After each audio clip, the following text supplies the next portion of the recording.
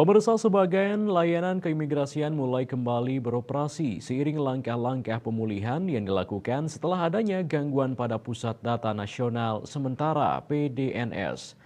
Hal ini disampaikan Direktur Jenderal Aplikasi Informatika Kementerian Kominfo Samuel Abrijani Pangerapan. Dilansir dari kantor berita Antara, langkah pemulihan terus dilakukan. Ia pun menyebut sebagian layanan keimigrasian seperti paspor, visa, izin tinggal, dan perlintasan sudah mulai kembali beroperasi. Samuel menuturkan layanan imigrasi melalui autogate di Bandara Soekarno-Hatta juga telah kembali beroperasi secara bertahap, meskipun layanan autogate di bandara lain masih dalam proses pemulihan.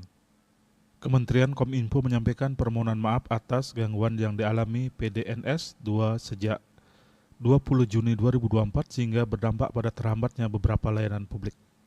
Adapun salah satu layanan yang terganggu adalah Sistem Informasi Manajemen Keimigrasian Layanan Ditjen Imigrasi Kementerian Hukum dan HAM.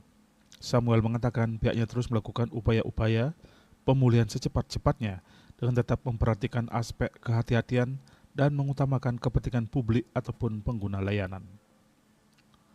KMB Bali Pos melaporkan.